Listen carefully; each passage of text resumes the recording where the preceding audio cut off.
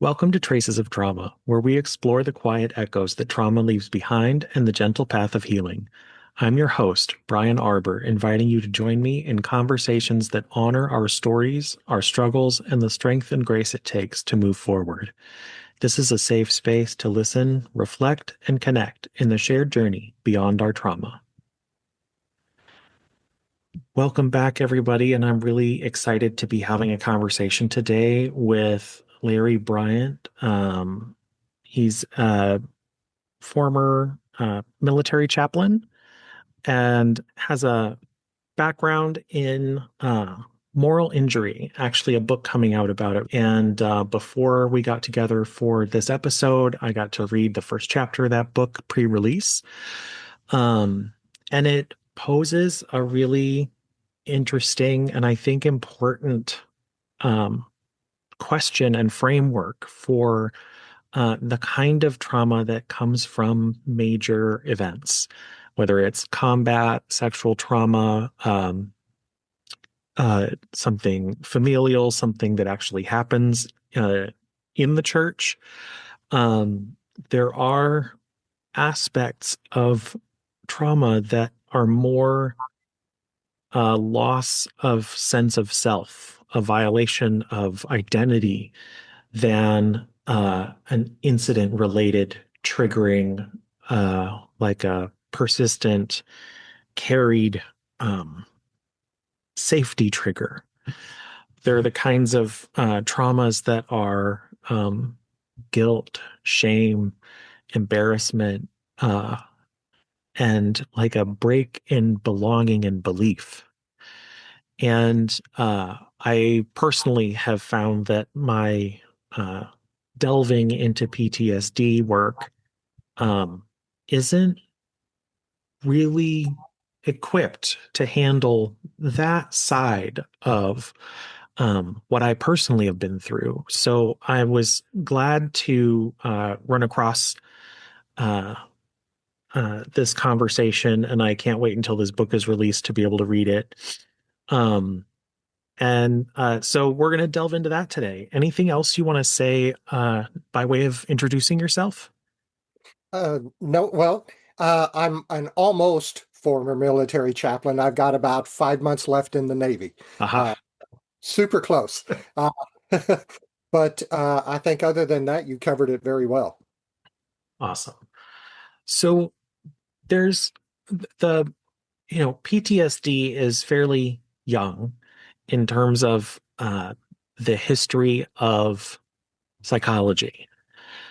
Um, we transitioned from conversations of shell shock and like basically no hope, broken diagnosis into post-traumatic stress disorder and um, treatment that's targeted for the kinds of um, event-specific residual triggers that we sometimes carry. But moral injury is an even newer phrase that I'm like running into. Mhm. Um, But but and it's go ahead. been around a while. The phrase was coined, for lack of a better term, by a psychiatrist by the name of Shea, who worked for the VA.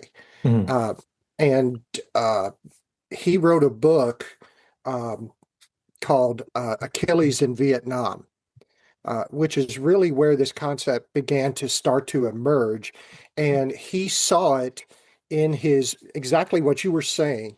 He saw it in his work with veterans in the Veterans Administration and realized that it really didn't fit into the parameters of PTSD, that it was something different.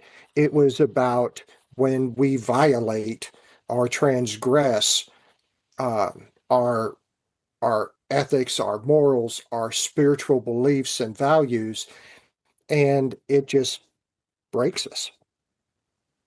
Yeah. Um, and one of the ways in my own experience that that breaking shows up is it was a particularly violent break in my sense of self Hmm. and uh my like my total belief set about the world Hmm. and including my faith. uh it wasn't so much a, where was God? Why did this happen to me? Like, where were you? Um, that was all younger, divorce-centered questioning. uh, but really like a profound experience of um like there just can't be anything out there. And while I don't believe that, while I don't want that to be true, any attempt to reconnect to um my former faith or to find some kind of spiritual practice that like fit and helped me feel whole Hmm. um, hasn't resulted in success. So, you come from a Christian background. As a military chaplain, you have the ability to kind of hold these kind of conversations so that they're open for people of different beliefs. Yeah. Um, So whether it's the Father, Son, and the Holy Ghost, or it's uh uh one of the or anything else really, like a Buddhist, Muslim, uh um the like spiritualism, there's something in our experience as human beings that gets rattled when we go through a major incident like this that shakes our belief in um like who we are, where we belong, and whether there's a place for us in like the design of the universe, or if there really even is a design, and if we're maybe just like pointless, pointless individuals wandering around, like making messes until our time's up. Hmm. So to go from like a powerful belief in the um goodness of humanity to like, are we all just a bunch of idiots wandering around? And does anybody even care if I keep breathing? Um, it's a big shift. That's it's tumultuous. Um, it's a huge shift, but it's one, quite frankly, that in doing this work with moral injury, I've seen over and over and over that the pain of some of the decisions that were made um, and those residual effects that you talk about just has a almost like an earthquake in a person's life. You know, you mentioned being rattled. I think that's an excellent analogy because it just shakes a person to their core. And we hear about, you know, guilt says I did something bad, shame says I am bad, moral injury says I'm all of these and I'm unforgivable. I can't get the word out. Unforgivable in addition. Um, and so as what the message I'm trying to get out is there is a path to restoration. It's not an easy one. And I think the church needs to be a part of that path, and the church needs to begin uh, providing a safe space for people. Uh, and I'm not saying all churches aren't safe spaces. That's not what I'm trying to say. But I am saying that there's a lot of places There's a lot of pastors, there's a lot of churches that don't understand the concept of moral injury. And they don't, when they come face to face with it, they don't really know what to do. Hmm. Yeah, there's I'd so my personal background is there's also some moral injury that comes at the hands of the church at times, You're not whether wrong. it's you know uh abuse with someone in power, Mhm. or for me it was grappling with um feeling different, being gay, trying to not be gay, trying to like find my way to be who the church said I was supposed to be, and never being able to really feel any differently. Um, and feeling like I'd never fit, like I wasn't one of God's children because like this was it. Um, and so there are safe spaces. There are uh, churches and pastors and advisors who can hold space and listen, even in the face of things that don't necessarily fit inside their doctrine. Mhm. But then there are those others who wouldn't talk to someone like me still today.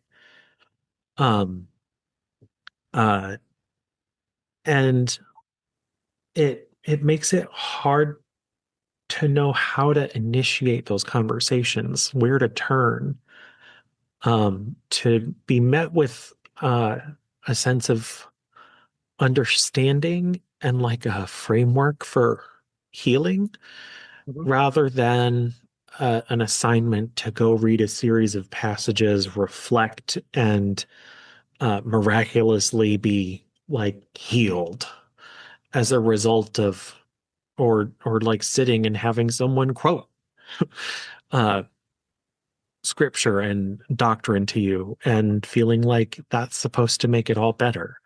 Mhm. So how do we begin to approach our institutions of faith with this kind of broken piece in ourselves? Well, that's an excellent question. And it would be my hope that the institution would reach out to you, but you and I both know that doesn't always happen. What I'm trying to do is to educate pastors to be safe places Mm. and to educate the people, the ministry leaders to be willing and sit down and listen to the hard stories without trying to come back and say, okay, here's how you fix it. Um, you can't hear it right now, but uh, when I illustrated that with Brian, I did my knife hand, which is big in the military, uh, and or sometimes, and this has happened. I've had a leader in the Marine Corps bring a young Marine to me, literally drop them at my door, and say, "Fix this Marine, chaplain." Like I can just miraculously, give him a holy pill and boom, he's fixed. Um, a lot of times that's how our pastors approach people.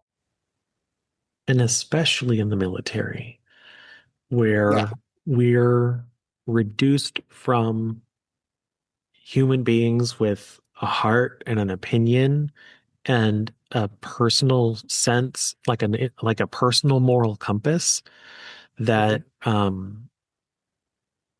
we're often unable to follow in that environment. It's follow orders, do what you're told, whether it feels right or not. That's what you're here for. And to do otherwise uh, puts us subject to like military, like martial law, rather Yeah, than civilian law. It's different. Like we it's don't very different. have the right to follow what we believe in military service. And it puts us in a unique position to um, come up against these kinds of like spiritual injuries. Yeah, I mean, there obviously there's a purpose for the military, and we train people. Our business is war. Let's just be that blunt. And because our country has to have a defense, and we train people to kill, to defend our nation, but we don't always do a good job of training them how to deal with what they've done. Because taking a life, you're killing something made in the image of God, and that tears at the soul. Uh, and that's just one example of moral injury. And then they come back and they realize, and sometimes it's kind of tucked away for a while, but then 5, 10, 20 years later, they come face to face with the truth that they have taken a life, or they have hurt someone, and maybe they haven't taken a life, but maybe they permanently injured someone, or done other some time of ethical or moral behavior or even spiritual behavior that was we know of as wrong. Um, but they felt like in that situation there was a bad choice and a worse choice. Um, and now they're grappling with that, and they feel like I'm infected with evil, and they step back from their faith, or maybe they're told they're sometimes they might even be told that they're infected with evil because of what they've been done by some misguided individuals. Or at least And have been in service to it. yes, correct. And uh, they step back from what they believe is their faith. They step back from their families.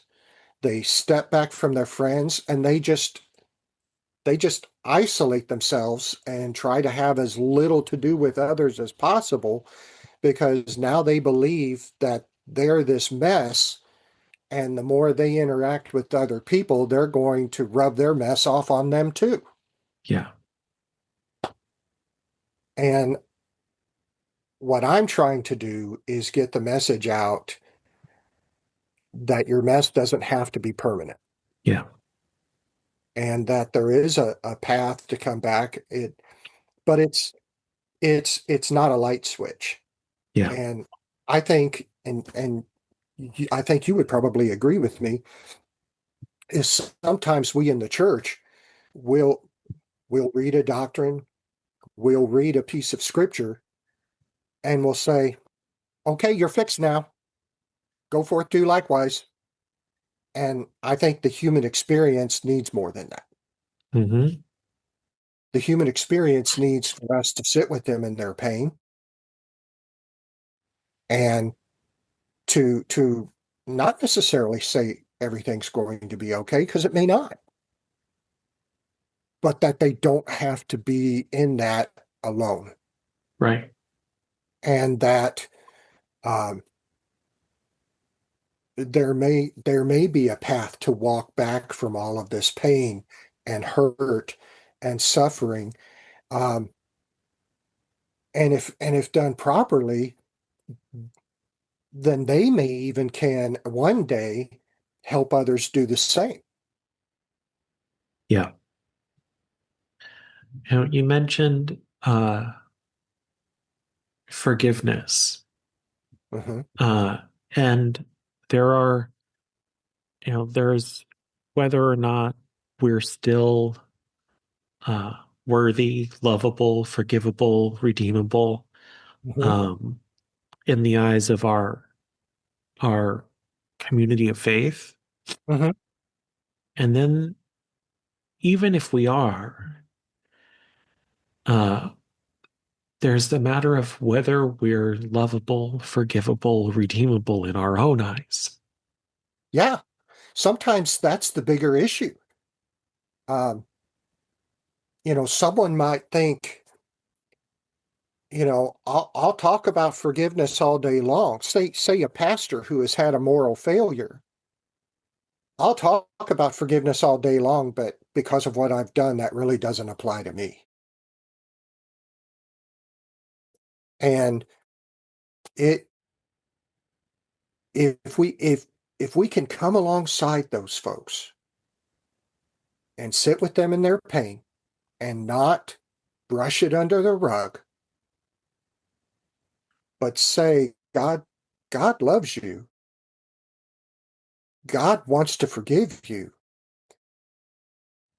But be honest and say, I think a bigger issue is you're struggling with forgiving yourself. Well, and there's a piece where forgiveness still holds a sense of wrongdoing. Hmm.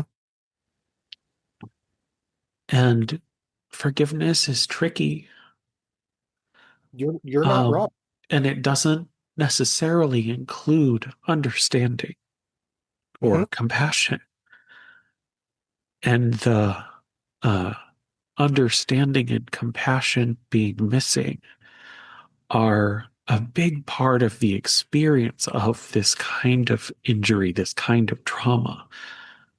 Like nobody gets it. Yeah, And for our listeners, this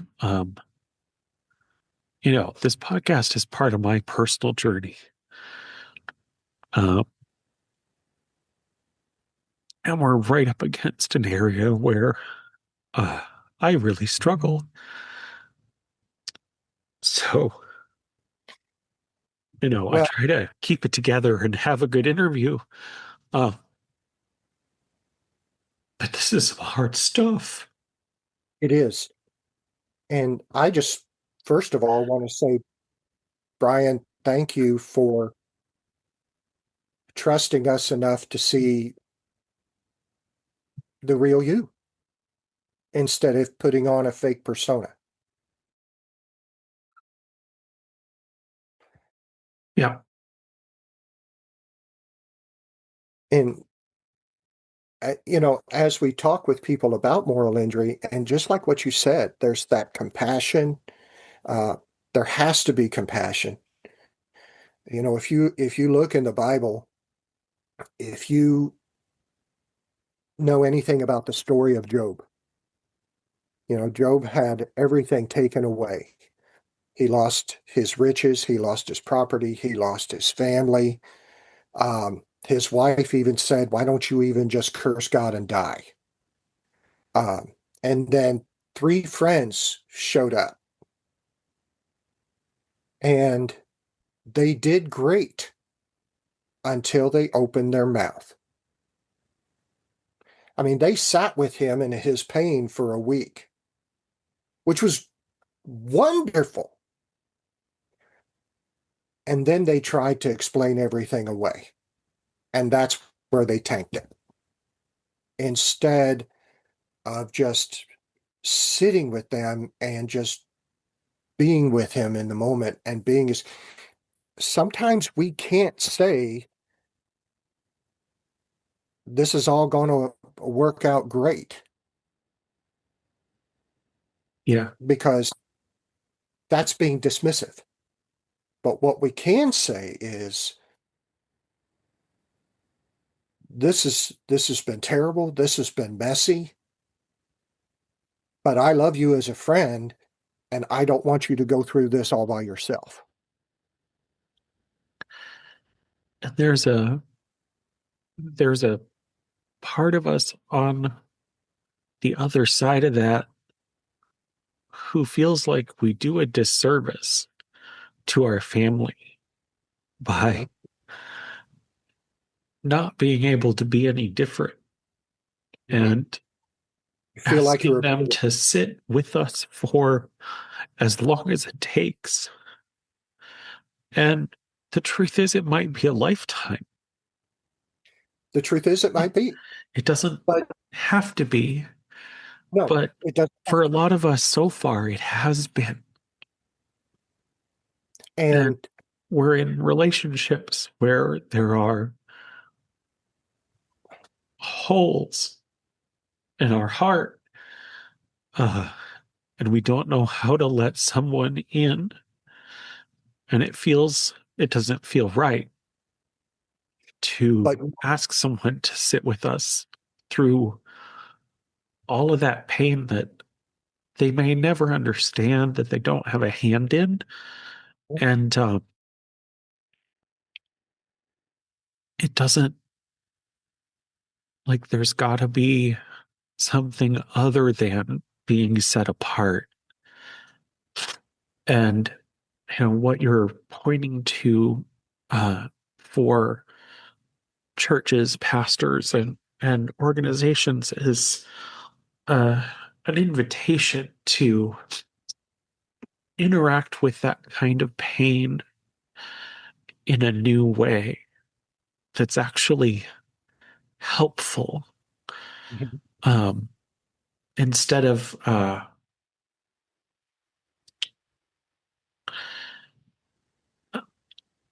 I can't even imagine how to describe it. It's like your house is falling apart and somebody shows up with a bottle of nail polish to that's a, to repaint your house. yeah, And yeah. it's like, great, thanks for that. And what you really feel like saying is, fuck you, this was pointless. And they're who you trust, who you should be able to turn to for support, Mhm. and they don't know how to support. So, It's uh, to say, go I ahead. don't know how to support, but I'm going to figure it out than to show up with the nail polish. Yeah. But so many of us, we feel like I, we hate saying we don't know. We hate saying I don't know how. Um, and many of us in the ministry, there's in the ministry there's this thing called the Superman syndrome, and that's where we have to be the person with all of the answers. Uh, but I think it's more honest, it's more helpful if we can honestly say, I don't know the answer to that question, but darn it, I'm sure going to find out, and I'll be with you through this. And on on my side of things, um what's taken so long to get to, and what still seems like this unbelievable act of bravery for some people, even though it doesn't feel that way here, is to hit the point where I say, I don't know how to heal this, Mhm. but I'm going to keep trying. Yeah, yeah. Uh, I would rather have someone say, I don't know, but I'm going to keep trying, than to BS me. But I think sometimes in the ministry, we really struggle with that because we don't want to appear like we don't have the answers, or maybe some crazy thought that we think we're letting God down if we don't have all the answers. Hello, we're only human, you know. Um, but I think, if nothing else, we need to become a safe place where people can share their hurt without judgment. Um, You know, whether it's this is something I did. I killed a person in combat. I, I hurt somebody with the words that I said. Um, I didn't know how to treat this illness and I had to let this person die. Uh, Whatever the situation may be, or even like you were talking about this with the sexual trauma. I don't like how my body reacted in the midst of this sexual trauma. I feel guilty about that. Or the belief that somehow something I did you know, brought the predator to me. Uh, and they blame themselves for what happened versus it being the fault of that predator. Yeah. So in there's the role that our faith leaders could play in facing up to these kinds of injuries with us, alongside us. Um,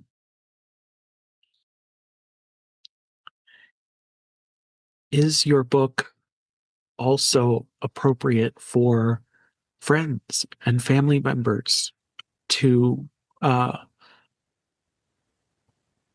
help them understand how to stand beside someone as they recover from uh, this kind of impact in their life?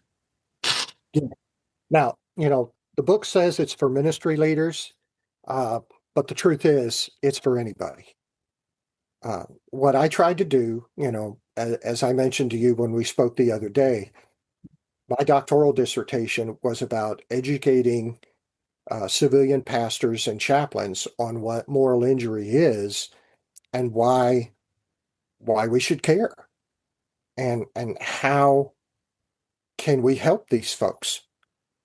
And so and really as my editor and I, because she was outstanding in this, you know, pulled all of the academic language out of it because I wanted it to be something that almost anybody could just pick up, read, and say, okay, I get it. And I talk in there about just simple ways that any individual can support someone who is struggling with this and then uh, be a safe place for them. Yeah. Um, there were a couple pieces in the chapter that I was able to read that stuck out. And one of the things you say is that moral injury is not a lack of belief, it's a loss of connection to oneself, to others, and often to God. Yeah.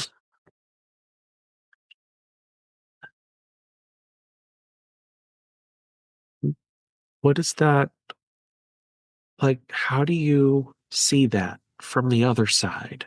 I mean, I know how I can see that and how that resonates over here, right? But for the trauma therapists at the VA, for the uh, like trauma informed social workers, for the people we're already talking to who have either helped some or helped not at all, um,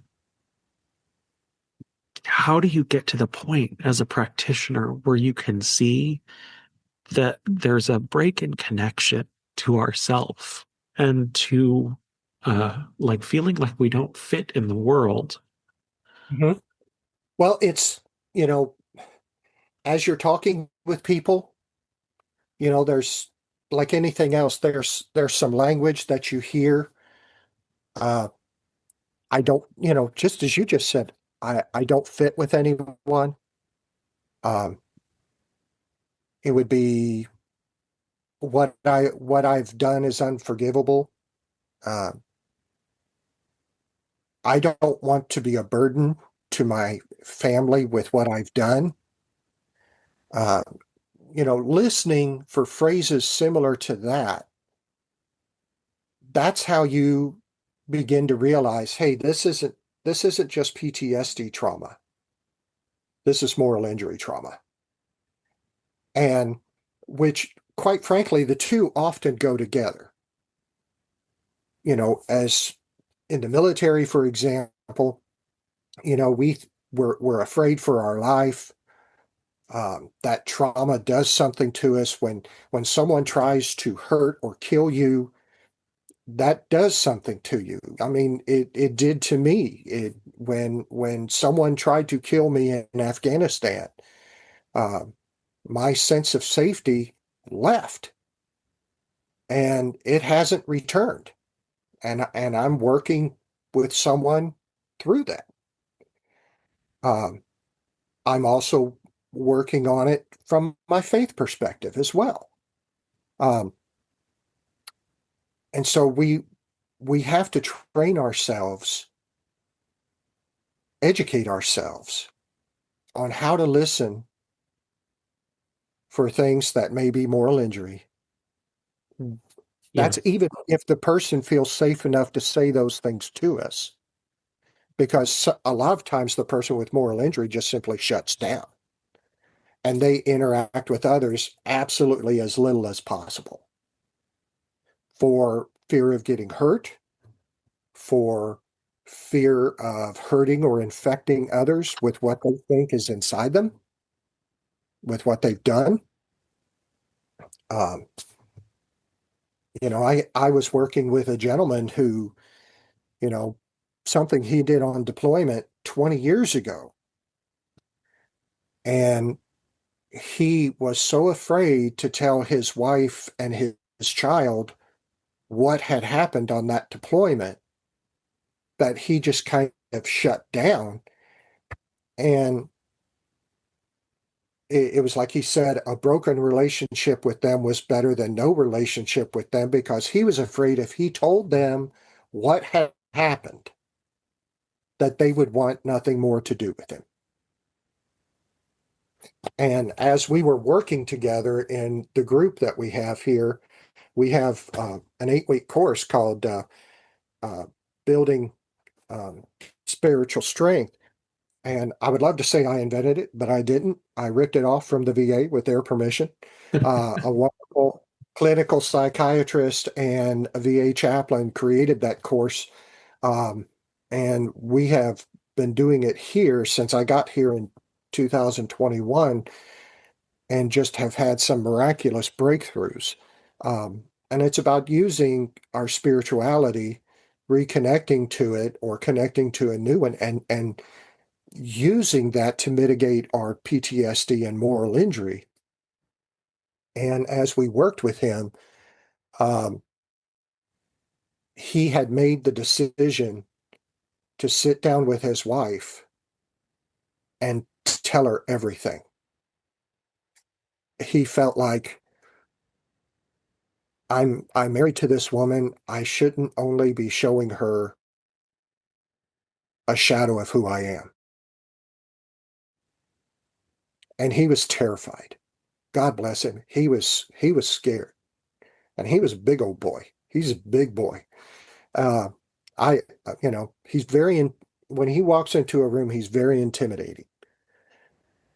But he was absolutely terrified to share what had happened and how it had changed him. And to his wife's credit, she didn't treat him like he was an infection. She hugged him, she cried, and she said, "Thank you for finally letting me see the whole you. And I want to be here for you as you work on this. And I'm in your corner." And then he carefully shared some things with his daughter. Obviously, there may be some things he Yeah. not appropriate to share. But his daughter had the exact same reaction. And his whole life changed from being the grumpy guy at work that nobody talked to.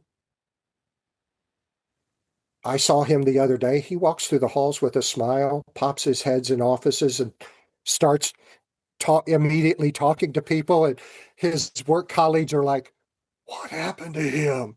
He's like a whole new person." Well, it's because he found a safe space and began working on it. And uh, a neat thing that he did, and I commend his VA counselor. Um, he took the workbook for the 8 weeks for our course, and he took it to his counselor at the VA and said, I'm doing this course to try to help me, with my issues." And his counselor rearranged her counseling with him to match what we were doing in the course. So he would come to the group and share things, do the homework, and then when he went to her, she reinforced everything that he had been doing. Yeah. And uh,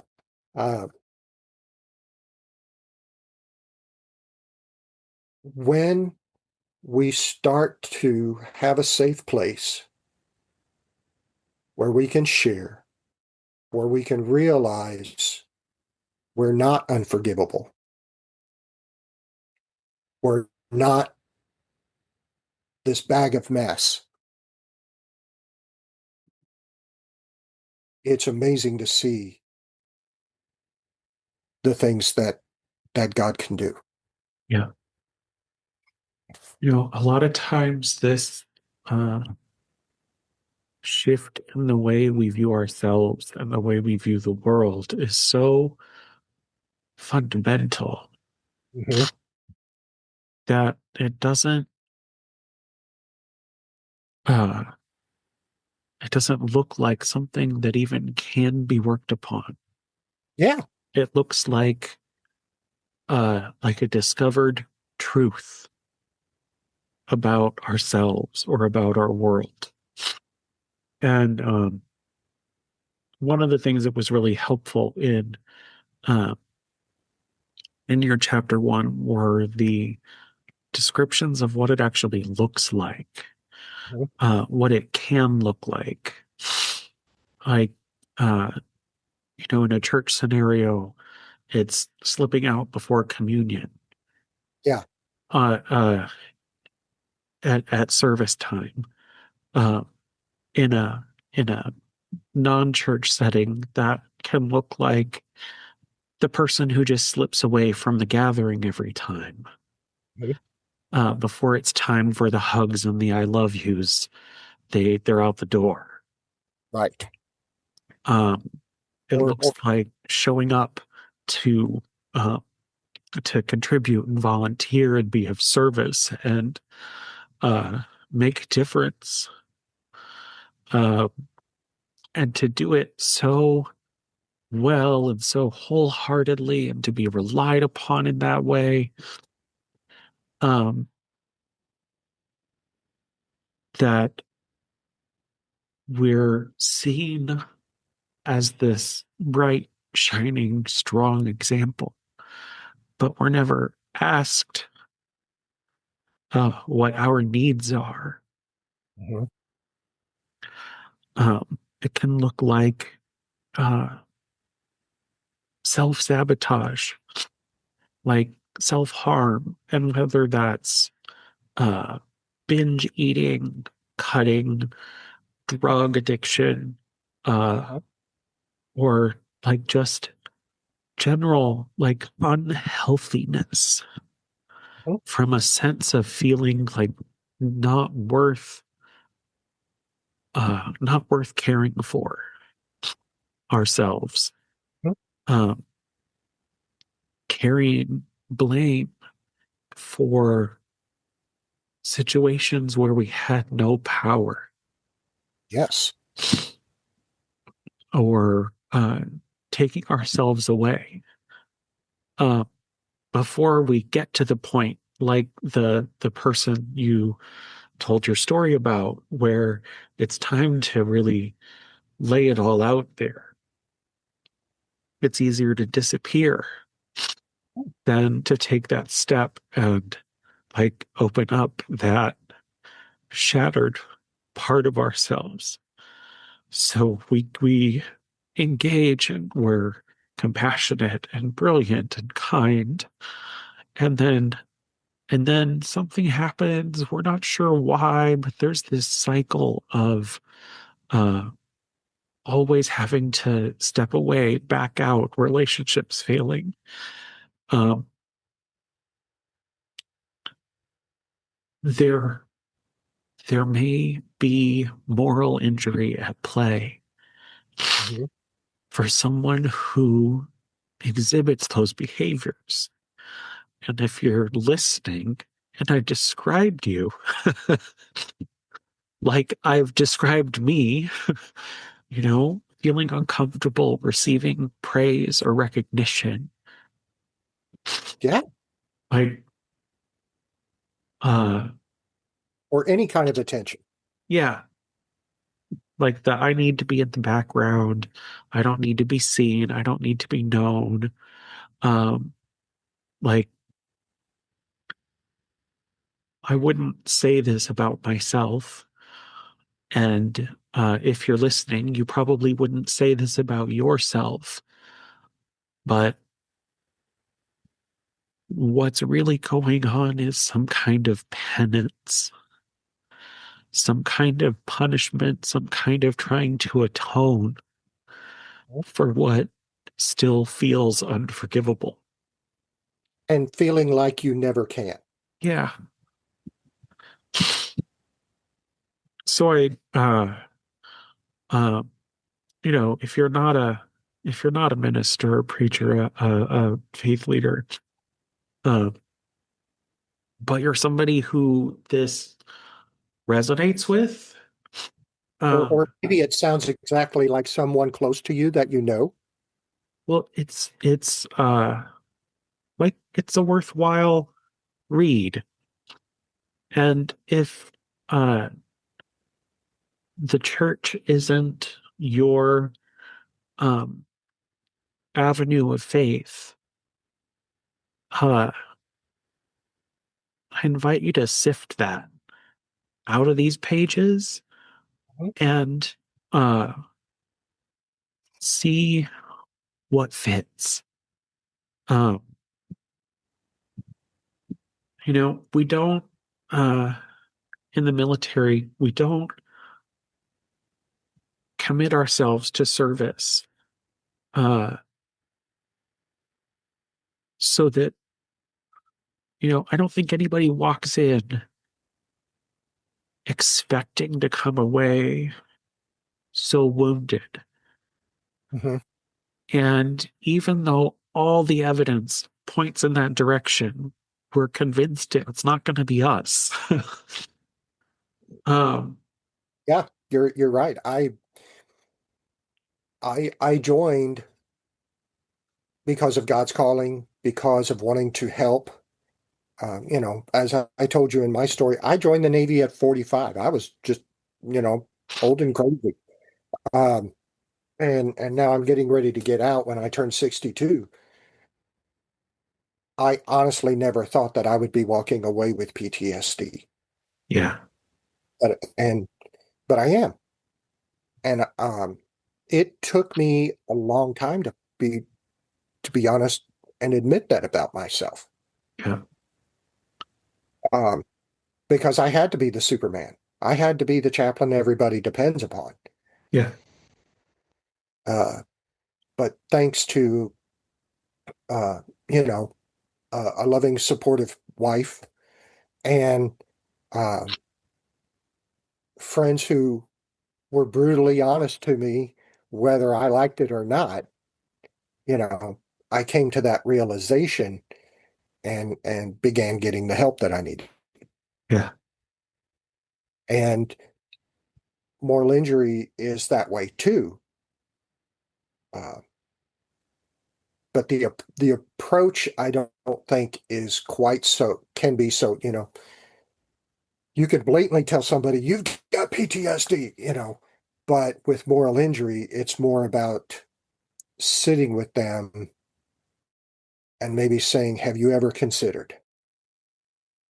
Yeah.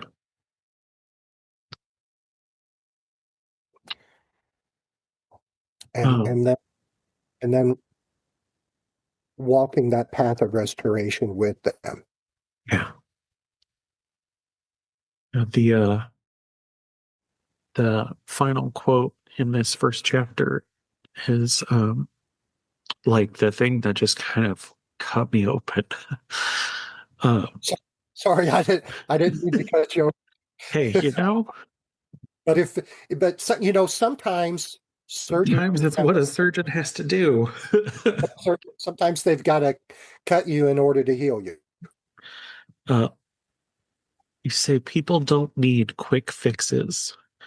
They need someone to sit with them in the ashes long enough to believe that beauty can rise from them. Yeah, to And kind of yeah. there are those days.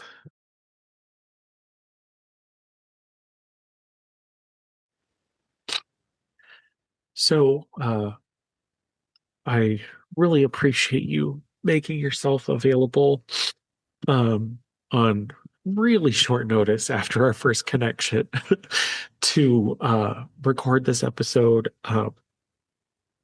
We'll include some information in the show notes uh, about your book. And would you just tell us a little bit, like give us a title? I know it's not out yet, but it's coming, where we can find it, etc. It comes out on February 3rd. On February 3rd, it will be the Kindle version will be available to everyone for 99 cents. The name of the book is Restoring the Broken, and then the subtitle says A Ministry Leader's Guide to Understanding and Healing Moral Injury. But it doesn't have to be just a ministry leader's guide. It can be literally for anyone. Um, and it will be available on Amazon. So you can Google me, or sorry, not Google, but I guess type in the search for Amazon Larry Brant, LarryBrant, or you can go to the website um, www.restoring-the-broken.com, and you can even sign up for the wait list if I don't remember when you said this was coming out, if it comes out before February 3rd. Um, but and then the print version will be out on the 4th. I'm not real sure what the prices are going to be. The publisher sets that. I don't really do that. Um, but um, I hope this will be helpful for people. I didn't really write this book to make money. I I wrote it more to get out a message. Yeah. Um, and because ever since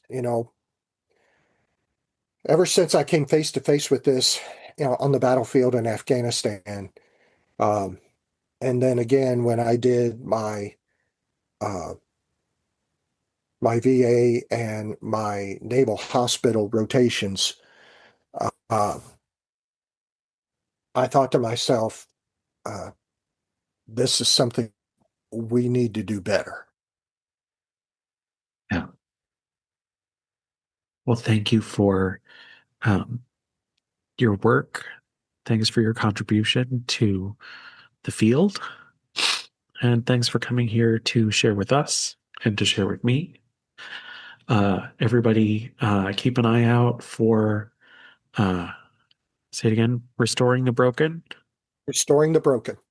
coming out on February 3rd on your e-reader devices for 99 cents. Pick it up. And, if it's not for you, read it for somebody else. Yeah, yeah. Thank you And so much. thank you for bringing me on and letting me share. All right. And this has been a particularly vulnerable episode. uh, More of my personal writing and personal journey are available on Substack at Traces of Trauma. You can find us on your social media platforms and anywhere you stream podcasts. Please hit that like and subscribe and drop us a comment. Let us know. how you feel about the episode, how you feel about the show. All right. We'll catch you next time.